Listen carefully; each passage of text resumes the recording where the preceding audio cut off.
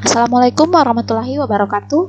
Kembali lagi ke channel Apoteker Mamrun, belajar bersama apoteker.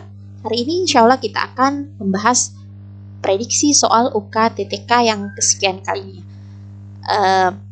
Baiklah, kita hari ini akan berfokus terkait perhitungan RF dan HRF pada kromatografi lapis tipis. Tapi sebelumnya saya ingin mengucapkan selamat menunaikan ibadah puasa bagi yang menjalankan. Baik, langsung saja. KLT atau kromatografi lapis tipis atau disebut juga dengan thin layer kromatografi. Nah, ini merupakan salah satu jenis kromatografi yang kita gunakan dalam proses pemisahan suatu senyawa. Jadi kita ketahui dulu bahwa kromatografi ini merupakan suatu teknik praktis yang memiliki kemampuan untuk memisahkan suatu campuran senyawa-senyawa menjadi komponen-komponennya, dengan tujuan akhir agar mampu untuk mengidentifikasi komponen-komponen individualnya. Jadi kita ingin mengetahui, dengan menggunakan kromatografi ini kita ingin mengetahui campuran senyawa apa saja yang terdapat pada tanaman atau tumbuhan obat.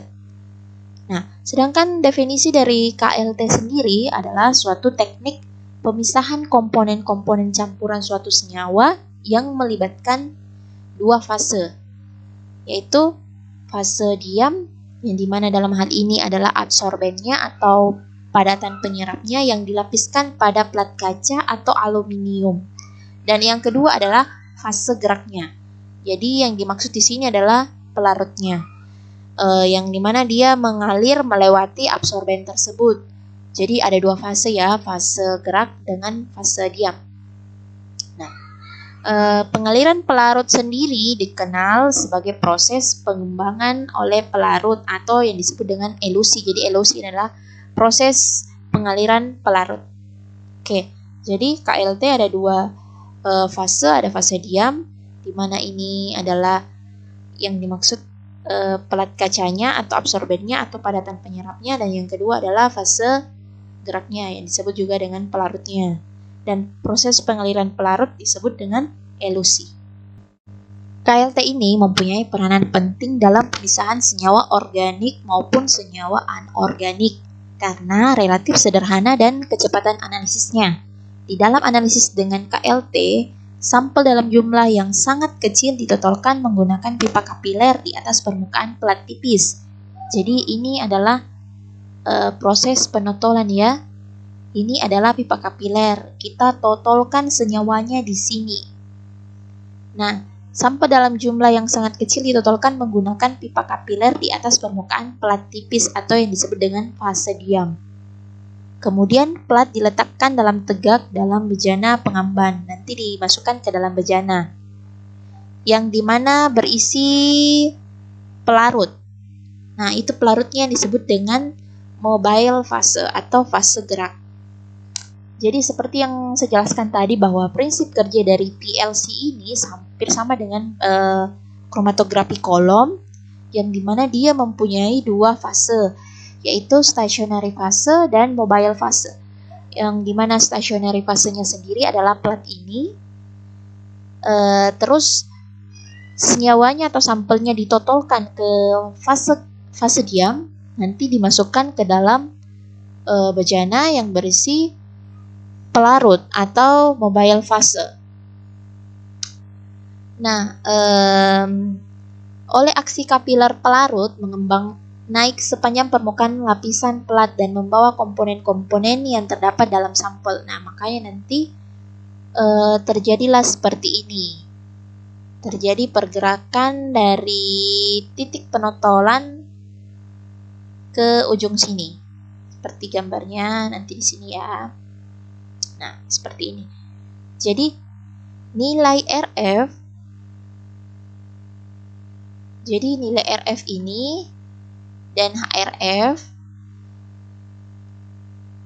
RF sendiri adalah retardation factor, yang merupakan faktor yang digunakan untuk dapat menggambarkan perpindahan migrasi senyawa dalam KLT.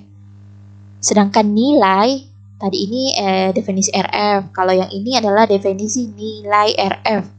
Adalah suatu parameter yang menyatakan posisi noda pada fase diam setelah mengalami elusi. Jadi posisi noda, jadi ini ya nodanya, ini noda. Ini, dan ini. Jadi posisi noda pada fase diam, ini fase diam, setelah mengalami elusi. Nah, nanti dia mengalami elusi itu pada saat kita memasukkannya ke dalam bejana yang berisi fase gerak atau pelarut. Nah, jadi untuk mengetahui nilai RF-nya sendiri, adalah kita harus mengetahui atau mengukur jarak yang ditempuh saat.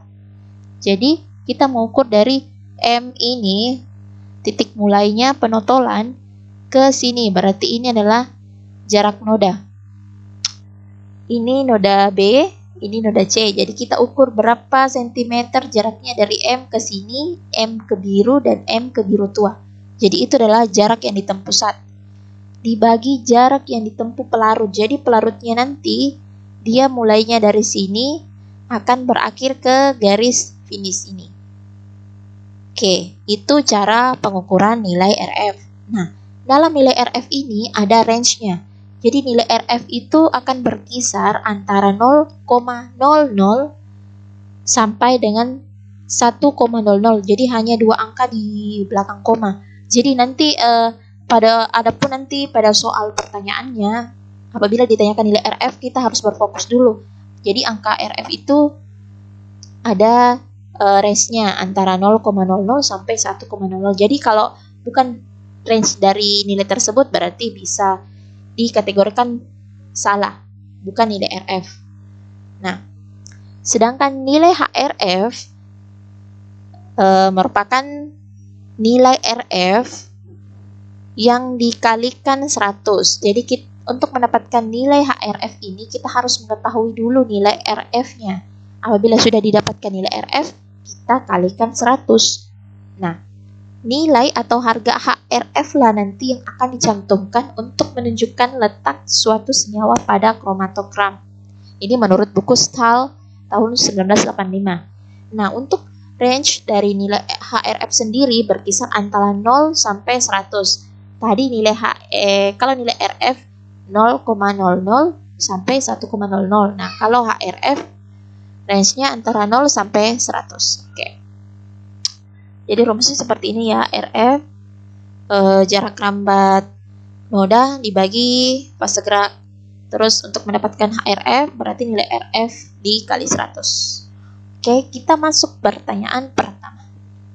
Seorang TTK di industri obat tradisional melakukan isolasi senyawa minyak atsiri menggunakan metode KLT pada tanaman jahe merah. Nah, hasil uji KLT diperoleh bercak noda dengan jarak tempuh 0,5 cm dan jarak eluen ini adalah pelarutnya atau fase geraknya, adalah senilai 0,8 cm dengan panjang lempeng 5 cm. Nah, pertanyaannya, berapakah nilai RF dari senyawa tersebut? Jawabannya adalah ini. Nah, terlebih dahulu kita cari tahu dulu. Rumus untuk mencari RF itu kan seperti yang tadi yang saya jelaskan, merupakan jarak rambat atau jarak tempuh sampel atau saat atau noda dibagi dengan jarak rambat atau tempuh pelarut. Berarti jaraknya noda dibagi dengan jaraknya eluen. Nah, ini pengeco ya. Jadi kita bagi, teman-teman coba juga ya kerja di sana di tempat masing-masing.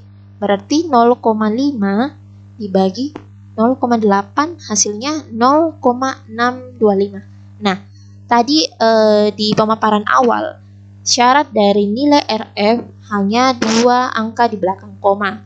Berdasarkan hasil perhitungan itu 0,625. Jadi kita ambil sesuai dengan standarnya 0,62, 2 angka di belakang koma. Jadi jawabannya adalah C. Oke. Nah, seperti ini contohnya. Jadi ini di titik hijau ini dia ukurannya dari garis start ke titik hijau itu anggaplah 0,5. Nah, titik start ke titik finish itu jaraknya 0,8, seperti itu.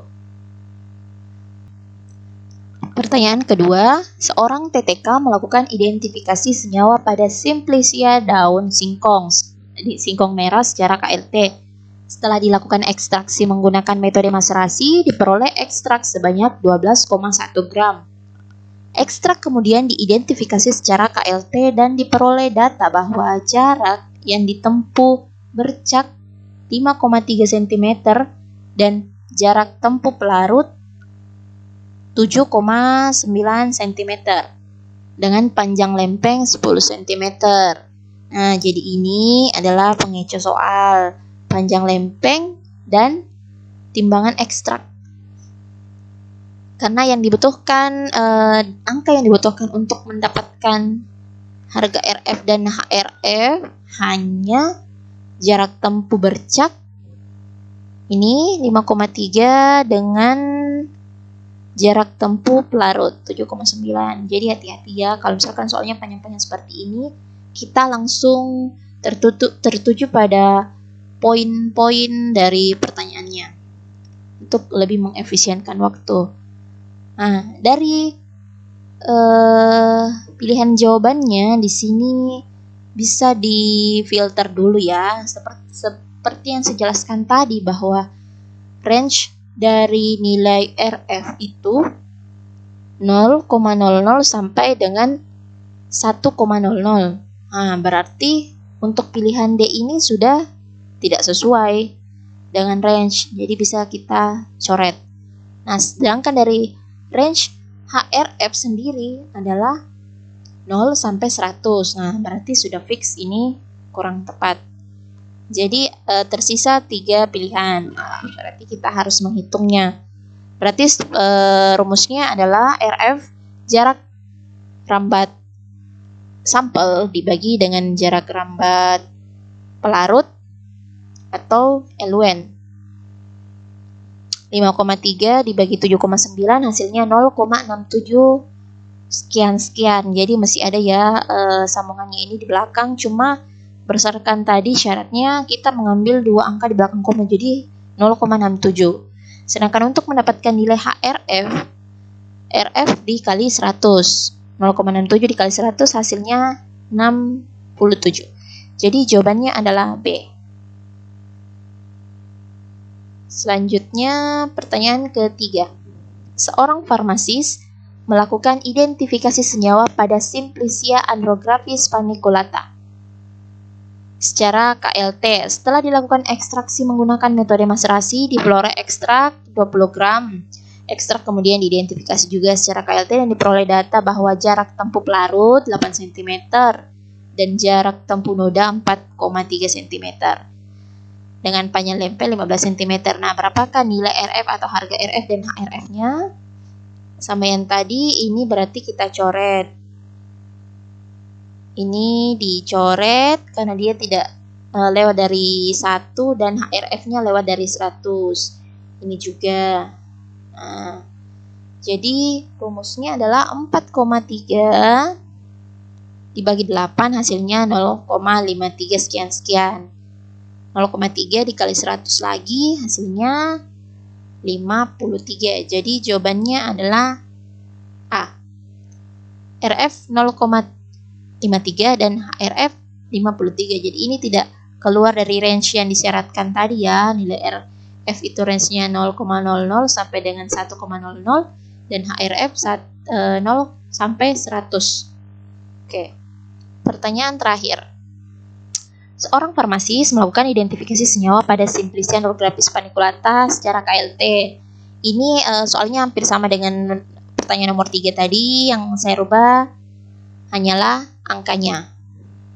Jadi 4,4 dibagi 7,9 hasilnya 0,55. Jadi nih C.